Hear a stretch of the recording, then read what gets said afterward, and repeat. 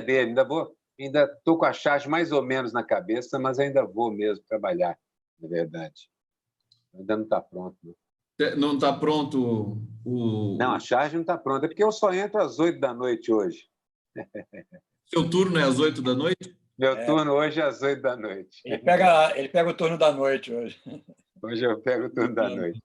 Aqui, tá. O Braga Neto já está desenhado. Agora, inclusive, até mandei lá no grupo. Né? O Braga, pelo jeito... Bom, eu quero saudar vocês, quero dizer que estou com saudade de vocês, e também do nosso programa aqui do público. E o público está chegando e a gente está começando o nosso programa aqui no canal do Conde. E até falando dessa questão das charges, acho que a gente vai começar a ver muitas charges do Braga Neto, né, no futuro próximo. O que você acha? Miguel Paiva, quero saudar você. É provável. O Braga Neto, até agora, ele só deu as caras, não deu ainda os atos, entendeu? Ele precisa dar uma coletiva, né? Precisa dar uma coletiva, exatamente. Precisa expor seu pensamento, digamos assim. Pois é, para a gente conhecer o presidente do país. Né? Exatamente, a gente precisa conhecer, ele precisa dar uma entrevista coletiva de inauguração, né? Como dizem os... Presidente operacional. Operacional. É que a gente já está tão íntimo dele, né? Que já... Operativo presidencial. Vamos chamar assim, operativo presidencial. Em matéria de operação, ele já tem uma boa experiência. Ele operacionou o Rio de Janeiro durante a intervenção. Né? Não sei o interventor na comunidade de Brasília. Não sei o que ele fez de bom, mas ele operacionou, entendeu? Ele ficou lá um tempo. E parece que ele também gostava de ver aqueles tanques na rua e tal. Ele tem informações sobre a morte da Marielle, né? Muita gente disse que ele era o interventor no Rio naquele momento, aí no Rio, né? E muita gente fala isso. Aroeiro, o que você acha dessa figura? Eu acho que a inteligência do Exército, vocês estão superestimando a inteligência do Exército. Não é essa coisa toda, não. Eu estou falando metafórica e literalmente. Bom, o operativo presidencial é um cara que aparentemente chega, organiza e distribui tropa. É o que ele provavelmente está fazendo. Mas vocês não acham um absurdo? Simplesmente isso está naturalizado. Estamos falando nisso e está todo mundo tranquilo, a imprensa levando como se fosse a coisa mais normal do mundo. Dane-se a Constituição. Aí, eu ia buscar um artigo, não achei ainda, mas vou buscar um artigo que foi publicado no Nacif, dizendo justamente o que você está falando. Falou, não é possível a gente aceitar isso. Não é possível, mesmo. Não tem essa figura, não existe isso. Onde é que está escrito isso? Presidente operacional. Quem inventou esse termo? A imprensa. Ao inventar esse termo, ela já normaliza, normatiza e dá de bandeja. Depois reclama. Não é nada, não é nada. O tempo passa e a imprensa continua não nos surpreendendo. Né? Ela continua confirmando o que a gente acha dela. Ainda choca, mas não surpreende. Exatamente, choca, mas não surpreende. A gente fica achando, não, agora vai, porque agora estava demais. Aí aparece um Braga Neto, um presidente institucional que tira de cena o presidente criticável, generalizado. Aí todo mundo acha normal, ok, vamos continuar o país aqui, vamos continuar. Tem um fato aí que eu até entendo, se eles alegarem, que é uma questão emergencial em relação ao coronavírus. Podem até alegar isso, entendeu? Nós vamos ter que admitir, ok. Mas é muito fácil com que as coisas são... É que eu acho que há essa contradição de não querer se discutir o político agora no momento da saúde, mas é uma atitude política essa, de colocar o Braga Neto. Mas está sendo discutido, porque Maia e governadores lançaram a questão de responsabilizar quem precisar ser responsabilizado pelas mortes. Tanto Maia quanto os governadores. Estão todos mais ou menos falando a mesma coisa. Essa, diria, seria a solução jurídica, responsabilização criminal pelo... Não é incúria, não é roubo, nada disso, é por assassinato doloso, crimes de assassinato doloso. Isso, assim, é o que está na boca das autoridades. Vamos tentar destrinchar essa questão, porque é o seguinte, a gente fala, a gente brinca um pouco, mas fato é que o general Braga Neto todos os relatos de bastidores que vêm de Brasília, da imprensa, enfim, tem um site, inclusive, especializado em questões apenas do Exército Brasileiro, que é de lá que veio essa expressão presidente operacional, e de lá também veio uma outra expressão que, segundo dizem, está sendo compartilhada ali nos bastidores do governo, que é Estado-Maior do Planalto. Que o Braga Neto é ministro da Casa Civil, mas estão falando Estado-Maior do Planalto, também é um militar na Casa Civil. Agora, a pergunta que a gente faz, e eu quero dizer aqui para o público que eu já vou para o bate-papo para saudar todos vocês aí, um por um, tá?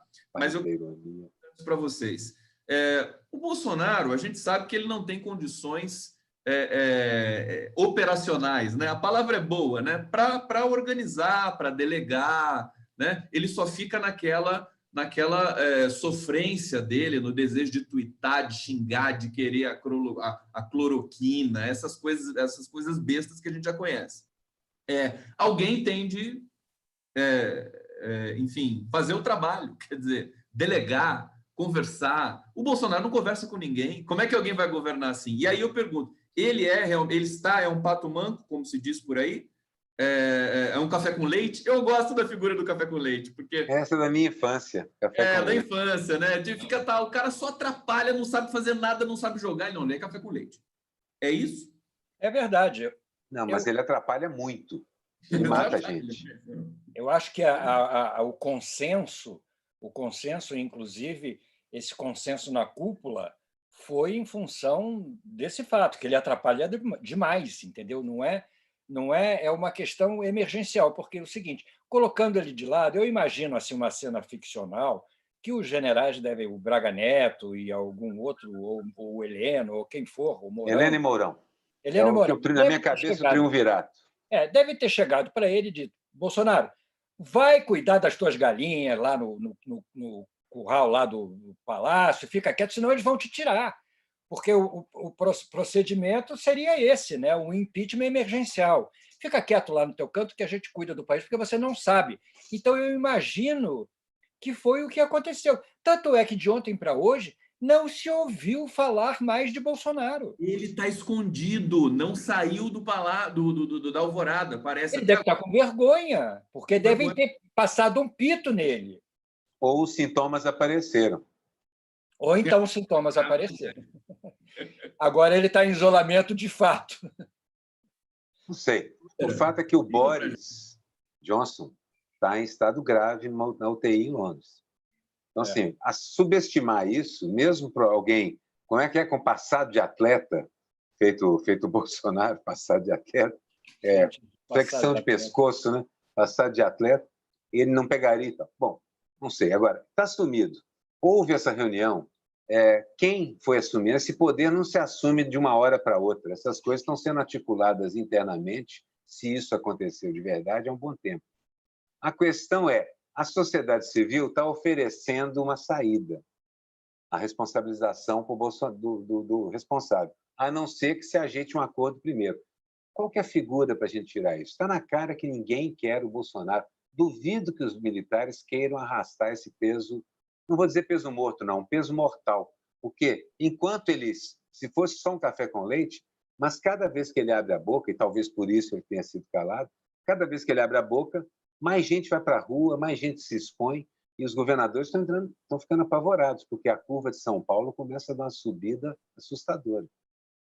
E o mesmo vai acontecer no Rio. O Witzel e o Dória ameaçaram com polícia e também o prefeito em Minas Gerais, em Belo Horizonte, quem sair à rua. Eu li a notícia hoje que tem 23 mil testes em São Paulo inconcluídos.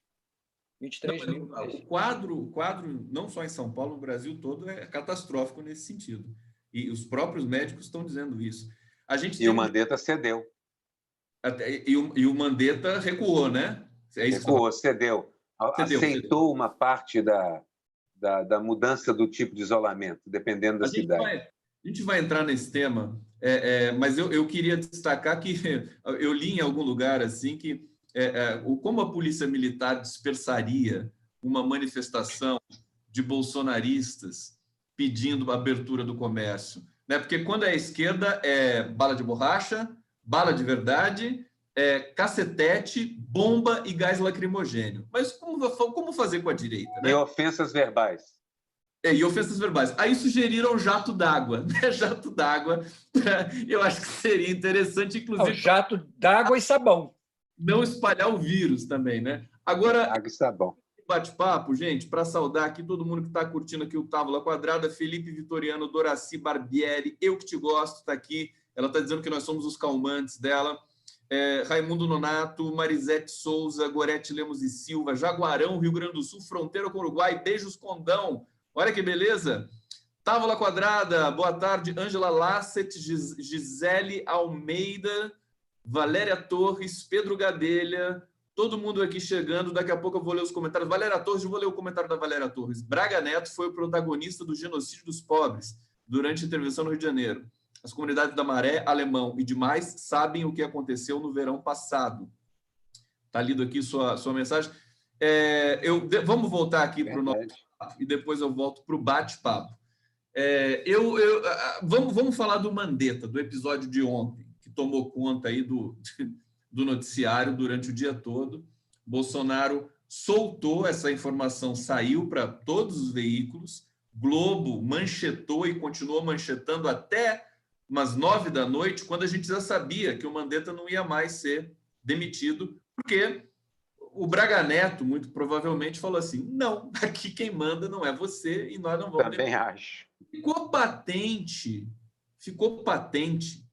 para usar essa palavra, cara, o universo da que general manda em capitão, né? Ficou patente. Ficou patente que o Bolsonaro não manda nada. Quer dizer, o cara quer mandar um ministro embora e não consegue. Quem começa falando sobre isso? Eles aceitaram. E ainda conta para as pessoas, se eu pudesse te mandar embora, eu mandava. Isso na frente das câmeras. Poxa, mas significa o seguinte... Parou deixa eu falar aqui. Parou ímpar. Não.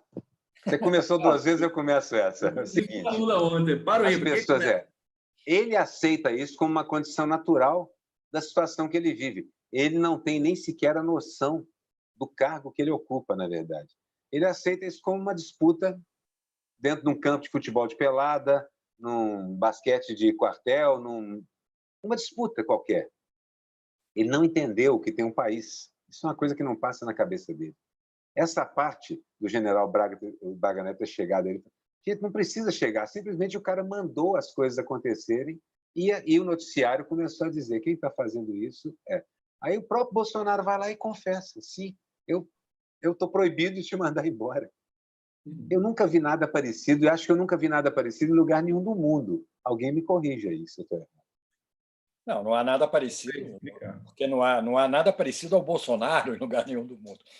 Eu acho que os militares, que na realidade é quem está por trás, né, são as eminências pardas desse governo, as eminências fardas desse governo, não resistia ao trocadilho. Eles estão por trás e, até um certo ponto, eles iam aguentando porque não trazia nenhum prejuízo maior, né, que eles não pudessem controlar. A partir do momento que o Bolsonaro começou a ameaçar o processo de combate ao coronavírus, tirando o Mandetta, que, mal ou bem, tecnicamente, está fazendo o seu trabalho, você pode ter milhões de críticas a ele politicamente, ou até milhões de críticas técnicas a ele em relação ao que ele está fazendo, mas ele está fazendo. Pelo menos ele está cumprindo o que a Organização Mundial de Saúde diz. Em termos, depois a gente aprofunda isso.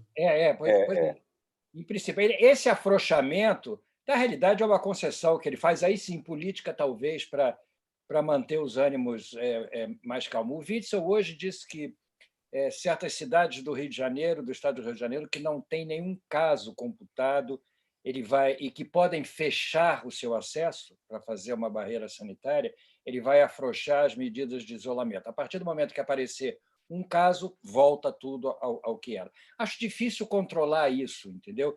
Eles estão muito aflitos para reabrir a economia, mas não estão tão aflitos assim para bloquear a pandemia, entendeu? Me parece isso. E quanto ao Bolsonaro, o que me vem à tona é o seguinte: o único plano que ele tinha, que era que a economia fosse de acordo com o que o Paulo Guedes quer, parece que o Paulo Guedes está atrás dele, né? passando aquele diabinho que fica no ombro, buzinando no ouvido dele. O único projeto que o Bolsonaro tinha, que era o do Paulo Guedes, foi por água abaixo. Não tem mais como refazer o projeto econômico do Paulo Guedes num país que faz parte de um mundo que está vivendo a maior recessão da história da humanidade. Não tem como. Uma recessão que só... Pode falar a sequência aí. Uma recessão, eu estava aqui pensando, se fosse um outro tipo de sociedade, um outro tipo de economia, uma economia planejada, uma economia não destrutiva, não predatória, era mais ou menos o que a China fez. Seria mais ou menos, seria mais ou menos uma mistura de China e Coreia, porque capacidade produtiva, essas coisas, você tem, né, nas economias planejadas. Então, a gente não estaria passando por esta quebra econômica. Essa é que é a verdade. O capitalismo é um predador de si mesmo. Ele não consegue suportar a crise. Cada vez que tem uma crise, é um desastre completo. A gente se ferra muito, mas fortunas trocam de mão lá no meio deles também. Fortunas trocam de mãos. Então, isso tudo mostra para a gente o seguinte: nós sabemos como mostrar para as pessoas, nós sabemos que isso é inviável. Agora, quando falaram assim, onde o socialismo deu certo, assim, todos os lugares que precisou de enfrentar uma epidemia. Quem deu certo foi o socialismo. Está na cara que o capitalismo não deu certo. Eu acho que é óbvio. Como explicar isso para as pessoas? Porque elas querem comer.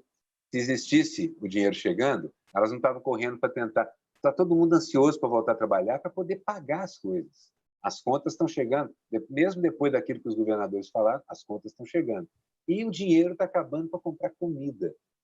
É claro que as pessoas também estão ficando de saco cheio da quarentena. Sem o Estado forte, essa quarentena vai desmilinguir. Não, mas e aí nós podemos entrar num desastre. Já está desmilinguindo. Eu trabalho assim praticamente em quarentena. Meu trabalho é home office já há muito tempo. O nosso, de certa maneira, também é. O nosso. De vocês também. Agora, começa a ser agonizante porque a gente está lidando com uma situação muito delicada, institucional. A gente tá vendo, as pessoas já estão morrendo. A gente vou mostrar daqui a pouco 2 fotos aqui para vocês. Agora, eu ia dizer, você estava falando aí, o Aroeira estava no argumento, eu ia trazer uma questão, mas agora me escapou, então eu já vou colocar a foto, que é essa foto aqui do Rio de Janeiro hoje, do Globo. Essa foto é do Globo. Aglomeração em frente às agências bancárias da Praça de Santa Cruz, no Rio de Janeiro, próximo à estação BRT. Para tentar pegar benefício? Fabiano Rocha, da agência Globo. Eu tenho maior aqui, deixa eu parar aqui. Não, Banco do Brasil, né? Banco do Brasil. É o Banco do Brasil ali. Enfim, as pessoas precisam sacar dinheiro. Tem o Itaú também ali. E tudo mais. Mas eu vou colocar ela aumentada aqui, só para a gente... Para ver onde é? Porque realmente é muito impressionante que isso aqui tem endereço, né? Olha só. Olha, distância de 2 metros não existe. Não. Só tem essa mulher aqui de máscara. Olha só tem o Itaú também ali, tem o Banco do Brasil, eu acho que é uma região bancária, não é isso? Então, próximo ao BRT, na Santa Cruz. Tem uma pessoa de máscara, uma pessoa de máscara. Que desastre. Uma pessoa de máscara. Tá? E assim, isso foi estimulado pelo Bolsonaro. E o Mandetta, ele está cedendo, ele tá numa corda bamba, ele está se equilibrando. Houve uma troca intensa de rusgas, ou de rugas, como diz o Sérgio Moro, entre Mandetta e Bolsonaro. Mandetta levou a melhor, está fortalecido. O Datafolha acabou de trazer uma pesquisa trazendo 75% de popularidade para o Ministério da Saúde e 33% ou 35% para o Bolsonaro.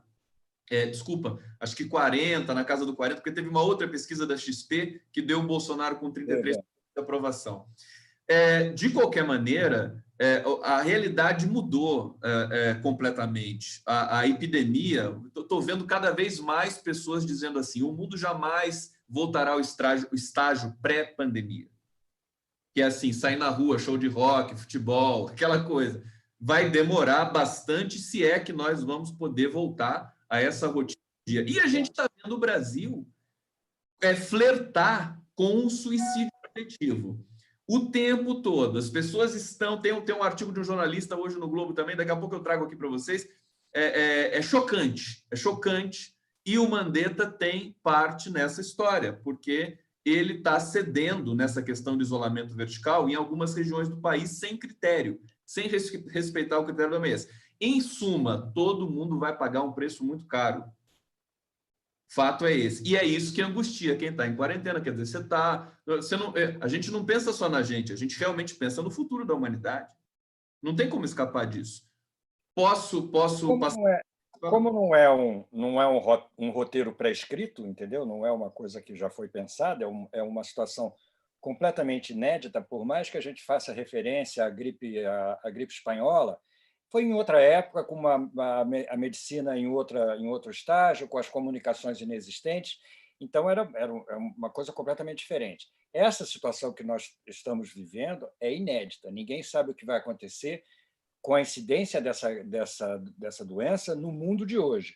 O mundo de hoje se desenvolveu de uma maneira completamente enlouquecida, ensandecida.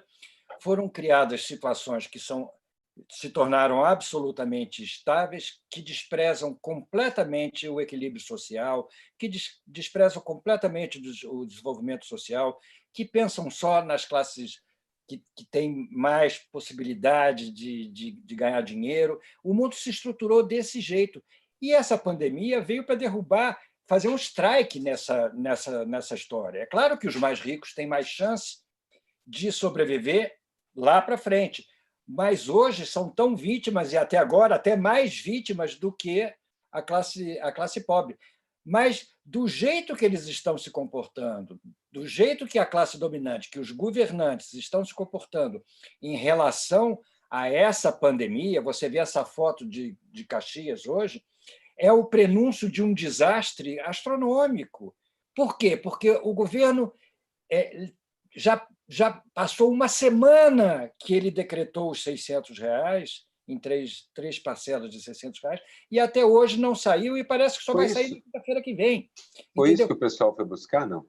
Acho que sim, é capaz. E eles já disseram, não vão às agências, mas eles não dão informação nenhuma. Você tem que baixar um aplicativo do seu celular para poder tirar o dinheiro. É inacreditável. Para isso, as companhias têm que liberar sinal e tudo mais, seja o que for, porque então, a Caixa facilitar a vida. A Caixa Econômica, você não acessa mais a Caixa Econômica. Pelo aplicativo, quem tem conta não consegue acessar a Caixa Econômica. Vai ser um caos.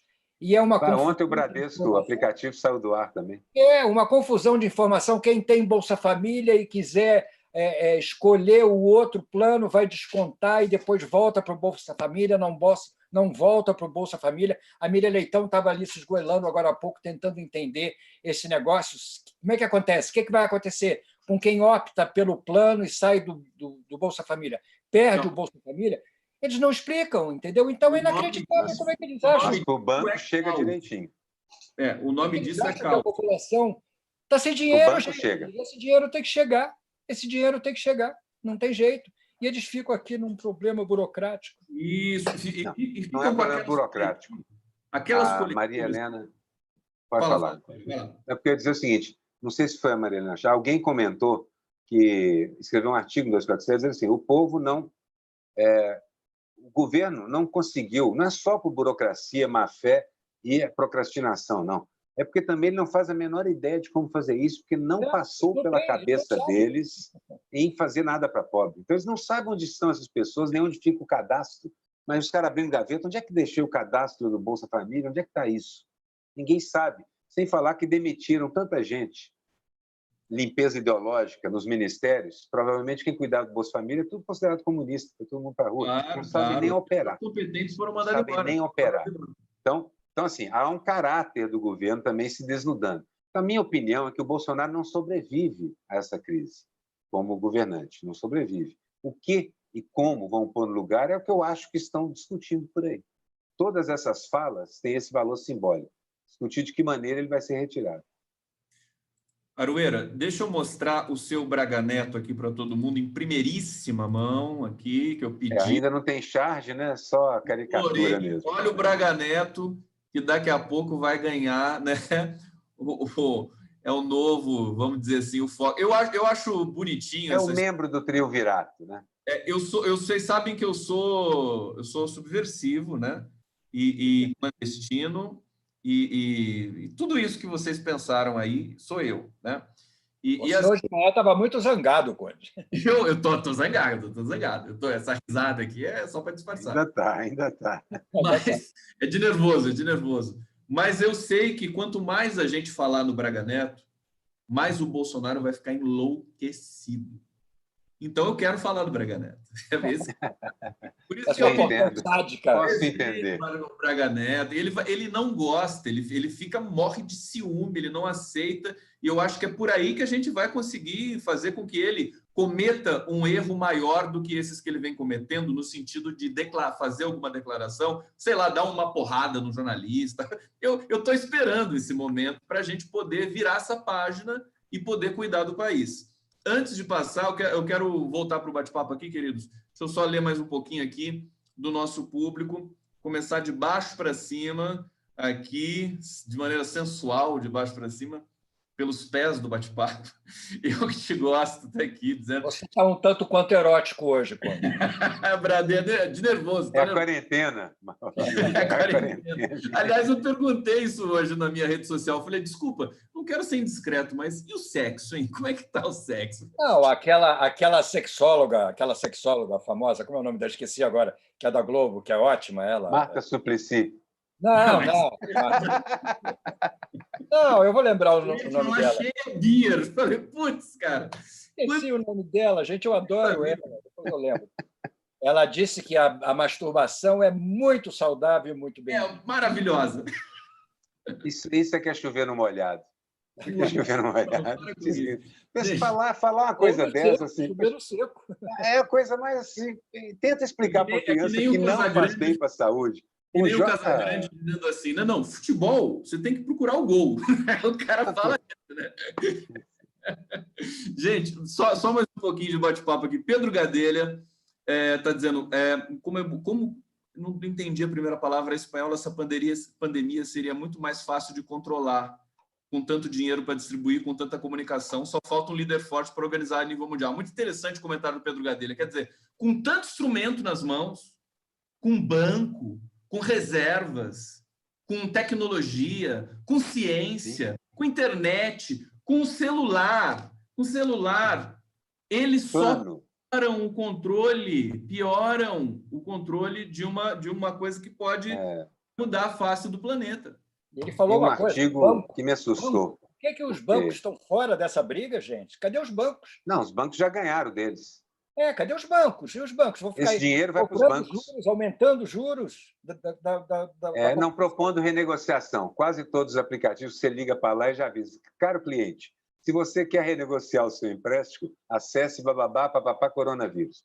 Está cheio disso. Aceita que você vai ver. Vamos aumentar juros, vamos ganhar um pouquinho mais com isso. Mas eu falo o seguinte, todo o planeta, eu estava lendo um artigo onde fala que o grande problema é que cada país está enfrentando essa pandemia de uma maneira ligeiramente diferente ou muito diferente. E que isso é uma complicação extra. Uma das razões da economia quebrar e nós vamos entrar numa quebra gigante é, primeiro, esse fechamento sem preparação prévia da economia, da ideia de economia, e o fato de cada um estar fazendo de um jeito. A falta que faz um organismo centralizador para uma coisa que é absolutamente internacional e mundial. Pandemias, crashes econômicos, é isso que o capitalismo tem dado para a gente. Pandemias e crashes econômicos. E faz muito tempo. Ele já precisa sabe, de alguma coisa mais centralizada. E não é que eu seja otimista, mas depois de epidemias, existem reformas sociais muito significativas sempre. Quem sabe não é hora de centralizar e planejar um pouco mais a economia do mundo. Talvez essa ideia ganhe corpo. Dizem que os americanos já sabem. O Aroeira assim, eu vou passar para você, Miguel, mas só dizer assim, sempre que eu converso com o Aroeira, eu saio cheio de esperança, viu, Aroeira? Eu já fiz esse papel, agora não consigo mais fazer. Eu tenho um neto recém-nascido. Eu tenho que fazer esse papel. Claro que sim. Não, e quando você fala, realmente tem um significado muito forte. Desculpa, Miguel Paiva, diga lá.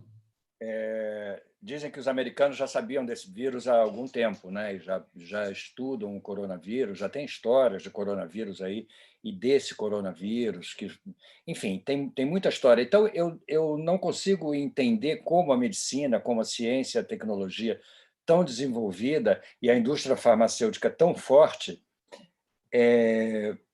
esteja demorando tanto tempo para dar um sinal mais concreto de remédio. Você sabe, eu sei, não, eu também sei, mas eu fico perguntando aos nossos queridos assinantes, como é que a gente chama? Assinante, espectador? Aqui no meu canal é inscrito, no 247 aos queridos inscritos. A quem está aqui com a gente, assistindo, a quem está aqui com a gente, eu coloco essa questão. Onde anda a indústria farmacêutica? Não, mas, tanto Miguel, fez... Não, deixa o pessoal respondendo, mas vou te falar, não é simples assim, não. Vírus são estruturas muito complicadas. Eu tenho essa questão.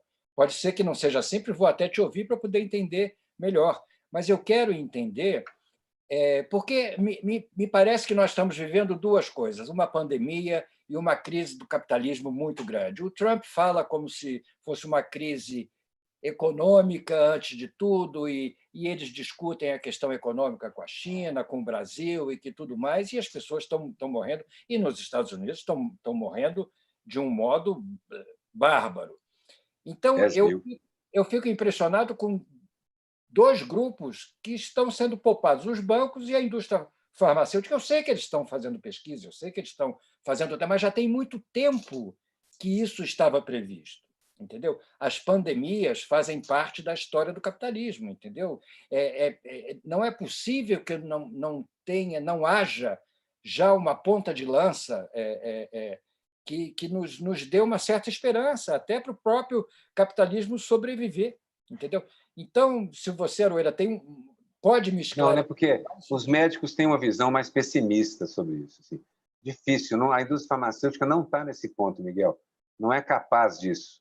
É uma indústria, inclusive, assim, que ela trabalha na outra direção. Ela é muito capaz de lidar com remédios que sumam com sintomas, mas que você tem que tomar a vida inteira. Percebe? Ela é especialista nisso.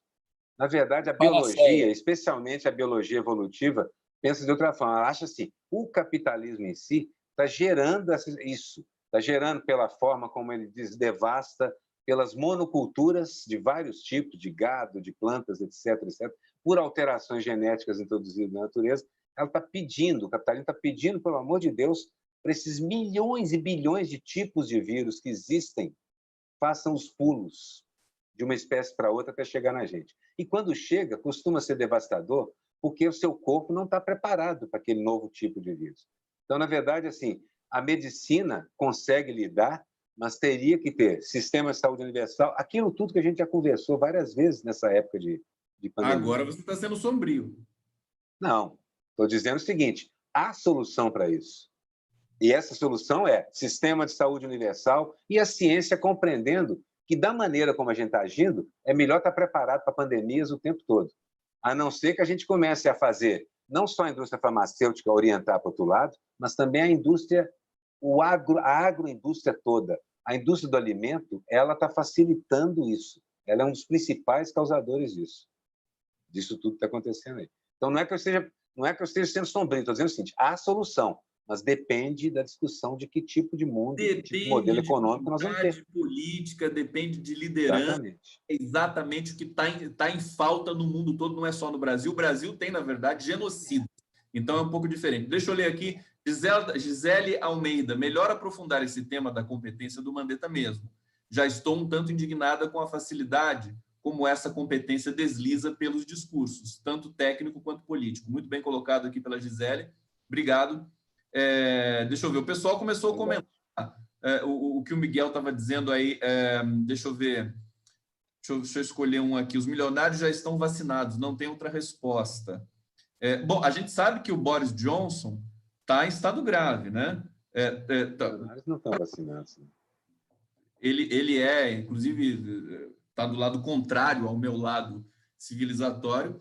mas é problemático, né? A gente sabe, o Davi Wip, ele descrevendo o que é estar com o coronavírus é algo realmente assustador. E o quadro dele não foi grave, o Davi Wip. Eu quero ler aqui um trecho desse artigo que o jornalista Hélio Gurovitz, né, do Grupo Globo, né, ele é do Grupo Globo, mas olha o que ele escreve aqui: o crescimento exponencial do início da curva epidêmica não perdoa atitudes lenientes.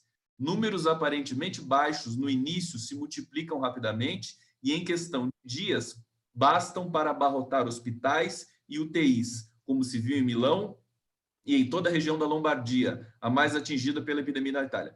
É natural que a resposta ao vírus tenha de levar em conta condições locais e que nem toda região de um país continental como o Brasil deva estar sujeita às mesmas regras. Mas o critério adotado pelo Ministério da Saúde é absurdo, para não dizer criminoso. Várias outras variáveis teriam de ser levadas em conta para garantir a preservação de vidas nas regiões menos atingidas. Ou seja, nós estamos brutalmente, né?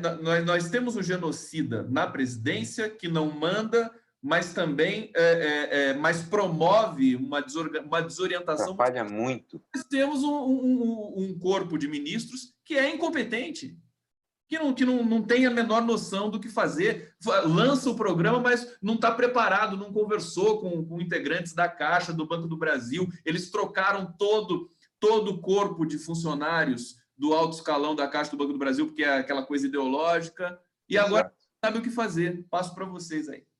Olha, eu vou falar um negócio para você assim, quem devia estar coordenando o gabinete de crise devia ser a equipe de Manguinhos, com Butantan e Fiocruz.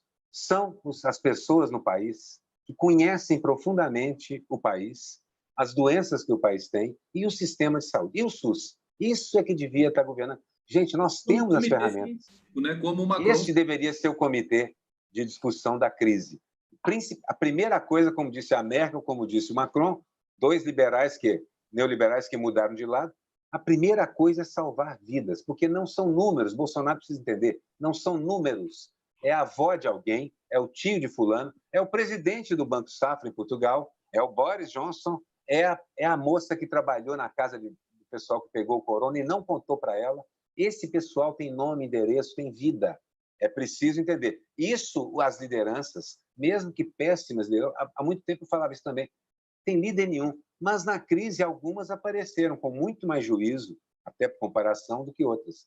Então, existe até liderança, existe uma máquina mundial capaz de lidar. Me entristece saber que vão lidar mal, muito mal, mesmo com todo esse ferramental na mão. Especialmente aqui, né? Me entristece. Miguel, posso... Fala. Só colocar uma imagem. Acabou de subir essa matéria aqui na Folha. Brasil tem 114 novas mortes por coronavírus, recorde em 24 horas. Total é de 667. Aí você desce um pouquinho e está aqui. Ministério não sabe quantos testes de coronavírus foram feitos no Brasil. Pronto. Miguel Paiva. É isso que eu falei antes. Em São Paulo tem 23 mil testes sem o resultado. Entendeu? Eu ouvi hoje. Me preocupa também, eu tenho lido diariamente a República, que é o jornal italiano, e lá você parece que está vendo assim, eu sou o Brasil hoje, entendeu? É exatamente o que está acontecendo lá, nós ainda vamos passar. E é muito perigoso, porque eles estão vivendo problemas muito semelhantes ao que nós estamos vivendo hoje. Há ainda uma discussão sobre o bônus, eles chamam de corona bônus, o bônus... Corona voucher, né? Não, lá eu acho que chamo de bônus. De bônus. Aqui que é voucher, né? Lá estão chamando de bônus, eu não me lembro. E ainda há uma discussão, aquele Salvini, que era o primeiro-ministro de direita, ainda querendo, pressionando, para que liberem as missas no domingo de Páscoa, que ele acha que não basta a ciência, que um pouco de Deus ajuda também. Quer dizer, é inacreditável um país como a Itália, nós vamos passar pela mesma coisa, esse jejum evangélico que o Bolsonaro criou esse domingo passado, e domingo que vem eu não sei o que vai acontecer com a Páscoa. Quer dizer, então me preocupa que lá a Itália, que está um mês na nossa frente em termos de desastre, e de tragédia ainda esteja passando por esse tipo de coisa. É bom que a gente aprenda e que a gente tente resolver essas questões. Eu não vejo como, porque não, quem está lá em cima não contribui, entendeu? E eu não sei por onde virá, de onde virá e como virá uma atitude mais positiva e mais saudável em relação ao que nós estamos vivendo. Eu não vejo mesmo. Nós não podemos nem ir para a rua, entendeu? Então, para poder protestar. Então, eu fico aqui pensando de onde virá.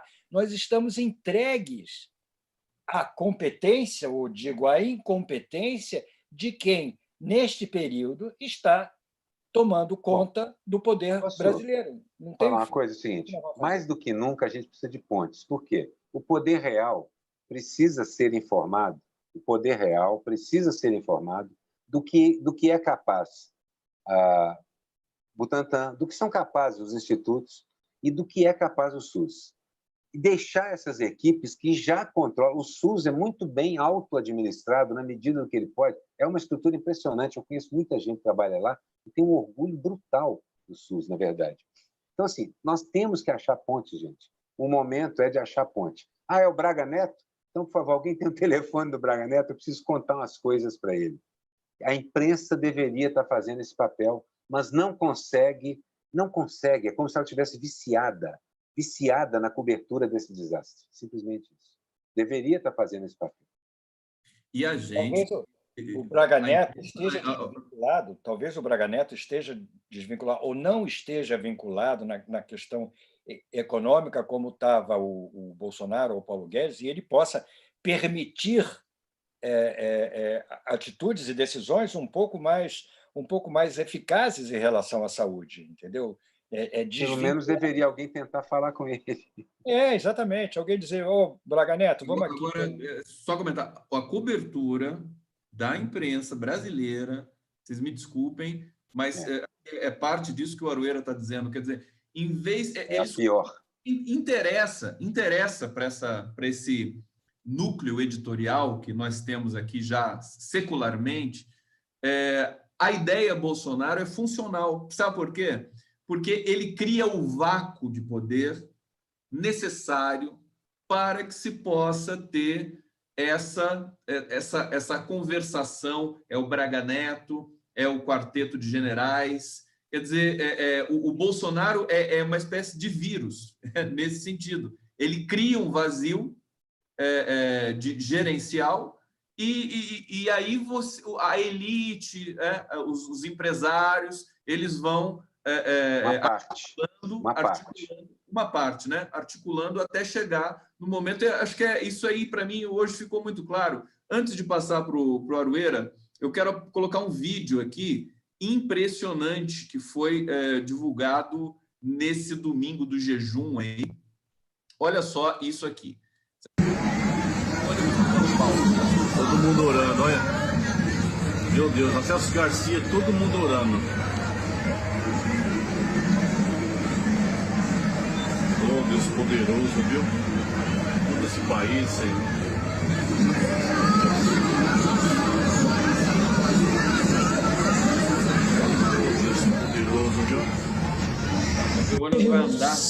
Vai ser tão crente orando junto, tanto crente orando, que as praças vão ficar cheias. E quando alguém perguntar o que é um show, você vai dizer, não, é os crentes se reunindo para orar. Os crentes estão orando. Eu vou parar aqui, não era exatamente esse vídeo, porque o vídeo que me impressionou é o ônibus ele vai caminhando, e aí todo mundo de joelho na calçada. Eu vi. Assim, uma cena de fanatismo que já inacreditável para o Brasil. Separados por 2 metros, pelo que eu estou vendo. Separados por 2 metros, é verdade. E alguns de máscara, alguns usando máscara. Pelo menos isso. Eu vi esse vídeo quando ele foi exibido domingo, fiquei impressionado. E me remeteu imediatamente, eu sei que não é isso, essas pessoas ajoelhadas, me remeteram àquelas execuções em massa que o Exército, o Estado Islâmico fazia. Talibã, né? Não, o Exército Islâmico botava as pessoas todas vestidas de laranja e ia executando. Eu nunca vi a execução até o fim, mas a imagem me repetia essas pessoas ajoelhadas na beira da rua e a mulher gritando: eles estão orando, eles estão orando. Se você vir um monte de gente em praça pública juntos, eles estão orando, orando. É inacreditável como é que esse país, desse jeito, vai conseguir combater um vírus que de evangélico não tem nada. É um vírus absolutamente ateu esse, entendeu? Como é que eles vão... Mas isso não é o país. Eu sei, mas é uma parte, né, Aroeira? Não, esse fanático maluco não é o país. É uma sei, parte, mas menor do que parece. Fanáticos elegeram o Bolsonaro. O Bolsonaro está aí, boa parte, por causa deles, entendeu? Então, é preciso se preocupar com isso, sim. Isso depende, claro, mas assim, depende dos líderes. Se o Malafaia não for preso, isso acontece. Se esses caras que querem que os caras vão lá pagar o dízimo, esses caras é que são o problema. O povo é isso. Está desesperado, apavorado, não tem acesso à informação que a gente tem, não tem como fazer o mesmo tipo de quarentena que a gente tem, não tem como fazer home office. Então, evidentemente, essas pessoas são presas fáceis. O problema é, o Witzel vai mandar prender o Malafaia? Ou coisa parecida, se ele continuar insistindo? Claro Pois que é, não. mas ele precisa fazer isso, e uma hora dessas, algum desses governadores vai fazer isso. Miguel, vai fazer, porque é o dele que vai ficar na reta quando as pessoas começarem a morrer. O sistema de saúde e a polícia militar estão na mão do governador. O pepino está na mão dele. Mas não vai fazer mesmo. Dória e Witzel, e até lá em Minas, e os prefeitos estão fazendo. O que eu temo, inclusive, é que, por conta disso, os caras partam para a única coisa que eles sabem fazer, que é reprimir na pancada feia. E o pessoal, além do vírus, além da recessão monumental, além de não ter nada, ainda vai voltar para casa todo quebrado, vai ter gente morrendo de bala, etc, etc, etc. É pobre. Tudo isso aí é pobre. É pobre. Todo esse pessoal é pobre. Então, não é o país. Não é o país. É uma parte da elite que não vale nada, que é do dono do Madeira ao Malafaia, mais ou menos o mesmo tipo de pessoa. O mesmo tipo de pessoa. Alguns banqueiros, mas nem todos. Uma parte razoável da economia brasileira está muito apavorada com essa situação, mas não sabe o que fazer. Dentro das redações, eu estou em alguns grupos jornalistas, gente graúda das redações está apavorada e não sabe mais o que fazer, porque não tem mais nem um cacuete. Deixa eu colocar de dizer a verdade. Minha colher nessa questão, porque o Miguel disse... Vocês concordam absolutamente, sabe por quê? Ele usou esse país... Não é a teoria dos conjuntos matemática, é a teoria dos conjuntos retórica. Esse país, essa face desse país. Lógico, é claro que eu estou falando assim. Só para explicar essa dimensão aqui, que a gente recontextualiza. Eu quero trazer aqui bate-papo, mais bate-papo para a gente. Aí o Sérgio Oliveira está dizendo só 157 milhões. Nem sei se ele é bolsonarista, está aqui na nossa live. Mas está dito aqui, mas nós temos de encarar isso, quer dizer, 57 milhões de brasileiros elegeram Bolsonaro. A maioria, segundo as pesquisas, está arrependida, a gente percebe isso, inclusive, não é só pela popularidade do Bolsonaro em si, mas é pela aceitação das medidas que ele apregoa. A maioria da população brasileira é contra as medidas que ele apregoa, é a favor do SUS, é a favor de tantas outras coisas que ele vinha, enfim, desmerecendo ao longo das suas falas. Se o Lopes dizendo Jim Jones não morreu, aí eu fico pensando, gente, já pensou se o Chico Anísio tivesse fazendo humor com um Bolsonaro desses? O Jô Soares já faz tempo que não mexe com essa dimensão, mas os humoristas do passado que trollaram tanto a ditadura, que coisa impressionante, que sinuca de bico que a gente se enfiou enquanto sociedade, a gente está... É gravíssimo, gente, porque vendo as atitudes por desinformação, por medo, de parte considerável da população brasileira, diante dessa ameaça múltipla, que é uma ameaça epidêmica, viral, e uma ameaça política, de violência, de golpe de Estado. Quer dizer, eles querem aproveitar a epidemia para se perpetuarem, eles só estão pensando nisso. Isso gera uma tensão e gera um desgaste, um desgaste subjetivo descomunal. Eu vou passar para vocês e depois eu quero formular uma questão dentro da dimensão simbólica, quer dizer, a linguagem, que a gente estava comentando hoje no bate-papo nosso no WhatsApp. Você falou linguagem. A relação do sujeito com a linguagem. Fala, Arueira. Queria fazer uma falazinha aqui, uma pergunta para passar para o Miguel, que você falou da linguagem, exato. Existe uma coisa extremamente importante chamada política, que é a ideia de que a polis, a cidade, ela precisa ser discutida de uma forma equilibrada e todos os cidadãos da cidade deveriam ter o interesse de trabalhar isso. Política foi passada no lixo. Essa palavra, foi usada como pano de chão, especialmente por esses caras que há uns 8, 9, 10 anos têm lutado, eu estou falando da imprensa, estou falando de boa parte do PIB brasileiro, tem lutado para desmerecer a ideia de política. Em todo mundo, mas principalmente aqui no Brasil. Agora, a gente estava falando agora há pouco das pontes. Política é ponte. É você discutir com o seu pior inimigo. E eu vou dizer um negócio. Lula e Dória, por incrível que pareça, deram uma espécie... Dória continua achando um idiota completo, mas os dois fizeram uma coisa muito interessante. Lula fez a primeira, na verdade. Elogiou os governadores, com todas as ressalvas. E o Dória retuitou. Esse ato simbólico significa a recuperação da ideia de política. Sem política, Gustavo e Miguel, é possível recuperar a sociedade brasileira? Não. Não há a menor hipótese, entendeu? Eu acho que esse gesto do Dória e do Lula tem um significado muito grande, como já tinha o do Flávio Dino, entendeu? Essas iniciativas de reconstruir essa ligação, como você mesmo diz, essas pontes, entendeu? São fundamentais, porque a gente não pode pensar só no dia de hoje, nessa tragédia que nós estamos vivendo. Nós temos que pensar no futuro. Que futuro nós vamos ter nesse país? Vai sobrar? O que vai sobrar disso tudo? Então, é preciso que essas pontes comecem a ser construídas agora, entendeu? Não há dúvida. E a política é fundamental para isso. E essa turma que está aí denegriu a política e não, o termo não é esse, desmereceu a política, acabou com a política, dizendo que a política é uma coisa nociva, porque eles são contra a política. Eles são a favor do autoritarismo e do fascismo, que não levam em consideração a política em hipótese alguma, entendeu?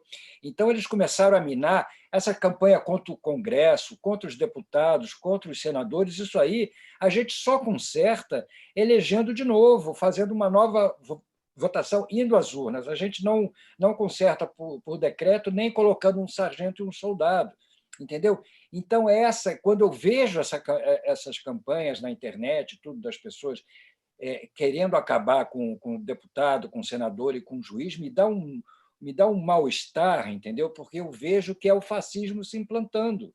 É isso que eles querem. Entendeu? Você então, é fã do Quino. Que a política esteja viva. A política e a saúde, agora, principalmente, juntas, não há a menor dúvida. Você também é um fã do Quino, Miguel, como eu.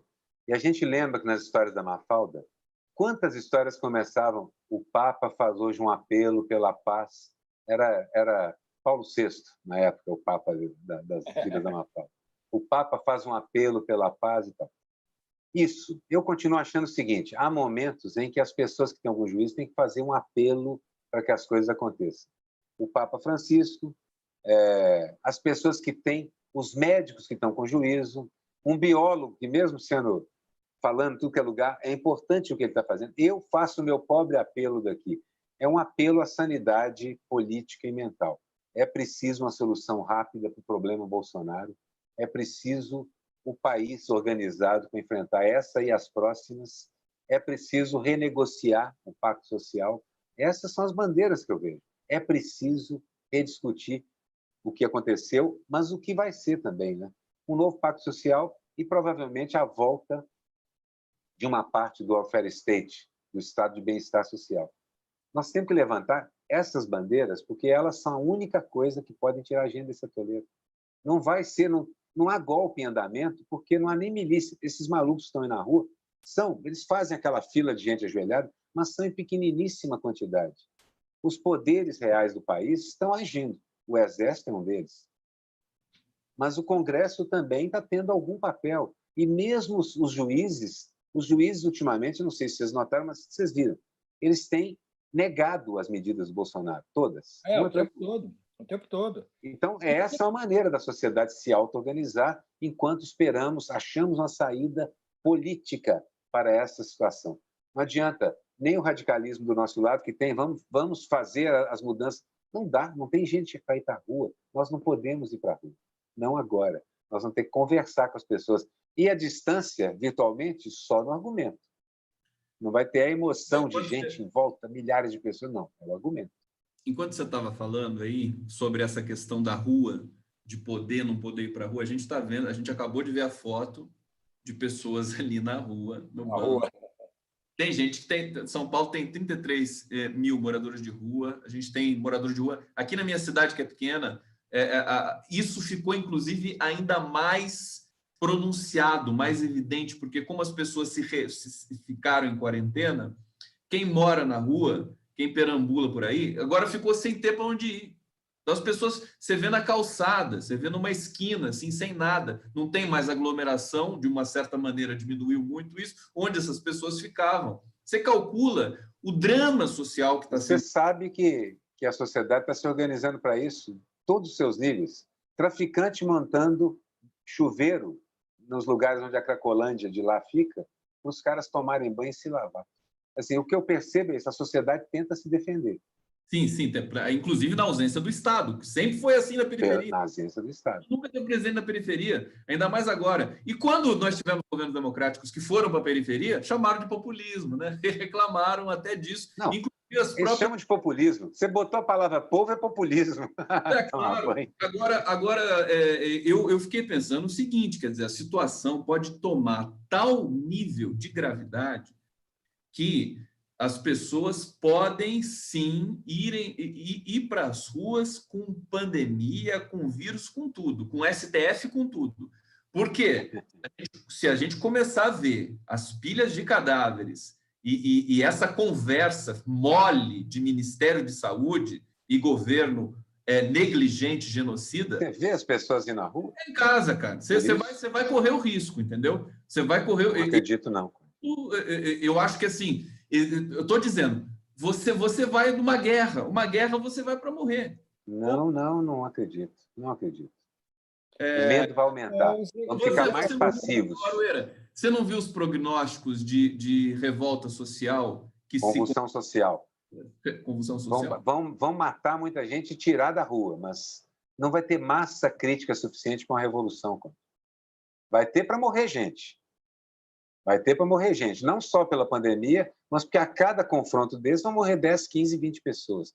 Não há clima no Brasil ou ânimo. Há uma depressão monumental. Eu não consigo ver isso. Por isso, mais do que nunca, o momento é de política. Pessoas que têm juízo e consciência precisam agir. Eu estou falando de empresários, banqueiros. Há banqueiros propondo soluções. Armínio Fraga propondo soluções. Estou falando de gente que normalmente eu nem olharia, cuspiria, como fazem aqueles italianos antigos. Olha para o cara e cospe no chão de raiva. Pessoas com quem eu normalmente nem trocaria olhares. Eu, se tiver uma brecha, quero falar. Preciso conversar.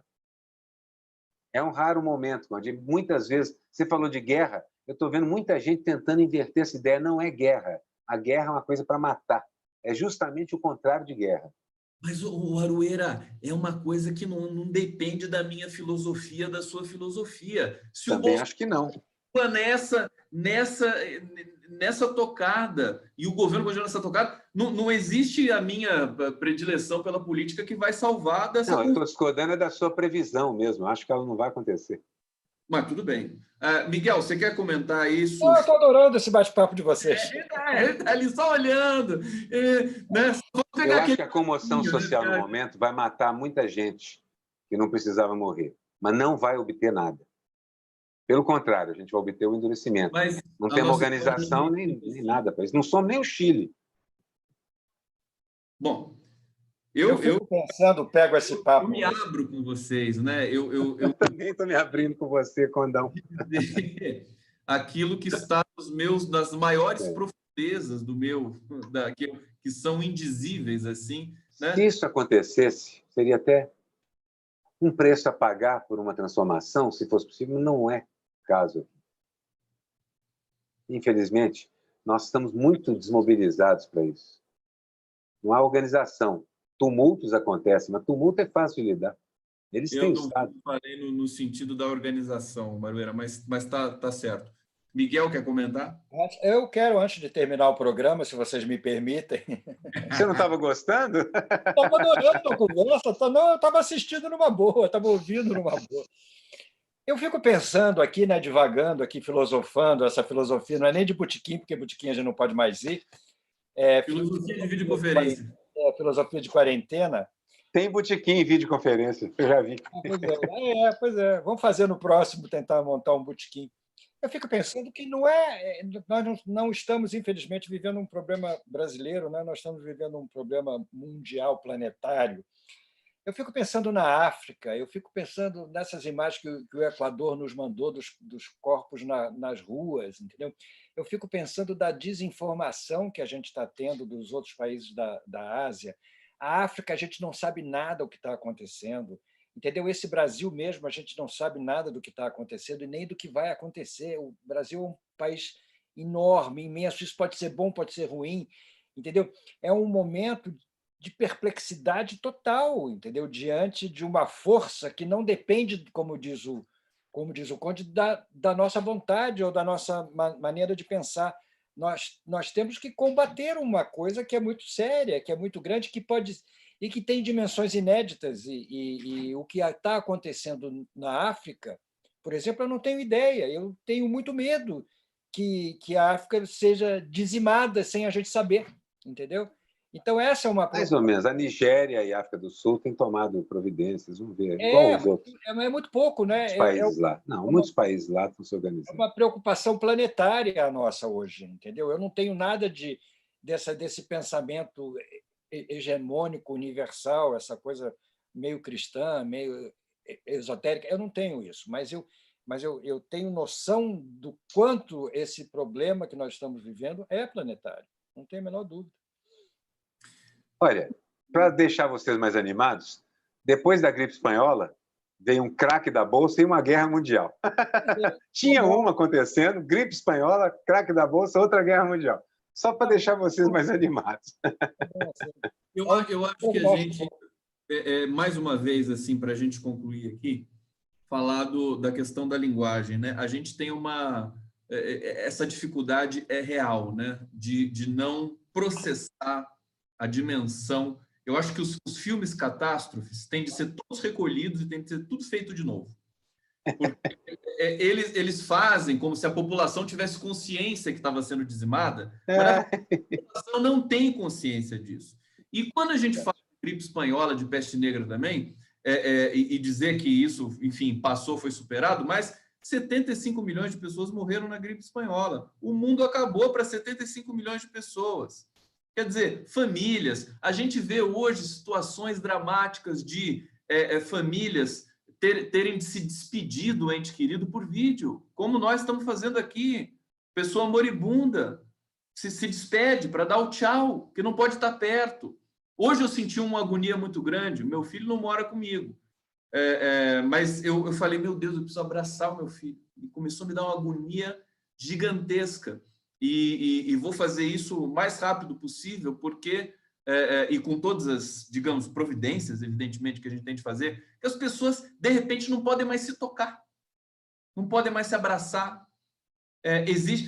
Isso é muito forte, isso se entranha na estrutura subjetiva das pessoas de tal maneira, e agora através desse universo da informação que interliga todo mundo, que vai ser um processo muito difícil. Talvez o vírus seja o menor dos problemas, porque a gente vai enfrentar do ponto de vista da nossa possibilidade de nos reconstituirmos enquanto seres humanos. Você sabe que eu conversei com o Lula ontem, estou fazendo a matéria para daqui a pouco publicar.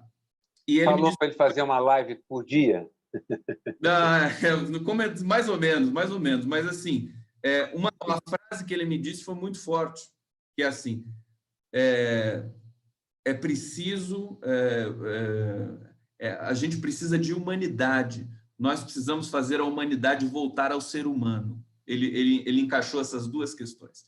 Então, a minha agonia é essa, quer dizer, diante dessa catástrofe que a gente assiste, do descaso do poder, dessa estrutura de poder apodrecida, que nem fala de capitalismo, neoliberalismo, mas é um desdobramento, é um efeito colateral da atividade simbólica do ser humano. Nós precisamos repensar isso com muita humildade, né, nesse momento que a gente está passando. Acho que é o recado que eu queria deixar como recado final, agradecer o público aqui. Ainda volto para vocês fazerem aí 30 segundos finais de cada um, para não ficar essa resenha aqui mais macabra do Condão. Parece o paredão do Big Brother. Paredão do Big Brother. Temos 30 segundos para justificar por que nós queremos vou imitar o Pedro Bial. Eu acho que é o Pedro Bial ainda que apresenta o Big Brother. 30 segundos para a gente dizer por que a gente quer continuar nesse planeta vivo.